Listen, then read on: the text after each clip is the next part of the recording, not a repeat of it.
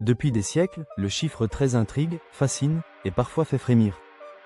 Dans le monde occidental, il est souvent perçu comme un symbole de malchance. Cette crainte a même un nom, triskaïdécaphobie, la peur irrationnelle du nombre 13.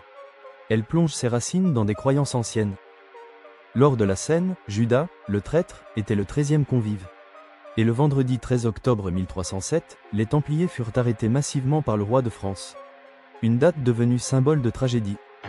Cette superstition influence encore aujourd'hui notre quotidien.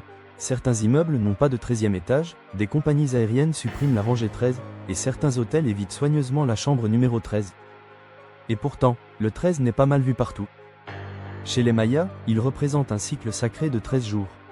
Dans la tradition juive, il évoque l'amour divin et la miséricorde.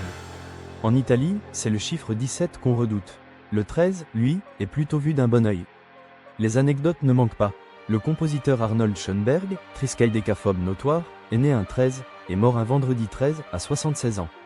Coïncidence ou malédiction? Le cycliste Fabian Cancellara, lui, retournait son dossard numéro 13, espérant ainsi conjurer le sort.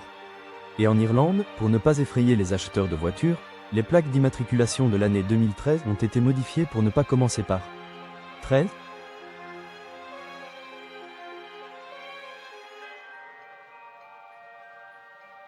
Dans le monde de l'ésotérisme, le chiffre 13 a une toute autre signification.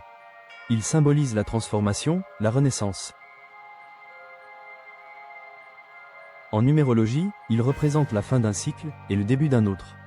Dans le tarot, la carte numéro 13, souvent appelée l'arcane sans nom, est associée à la mort, mais aussi au renouveau. Le 13 est aussi une star du cinéma. Films d'horreur, contes mystérieux, chansons inquiétantes. Il est omniprésent dans la culture populaire.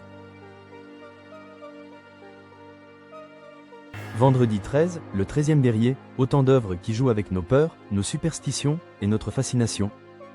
Alors, malédiction ou transformation, crainte ou espoir, le chiffre 13 reste l'un des symboles les plus ambigus de notre imaginaire collectif. À vous de choisir de quel côté vous vous situez. Et vous, croyez-vous que le chiffre 13 porte vraiment malheur? Ou pensez-vous que ce ne sont que des superstitions? Dites-le en commentaire.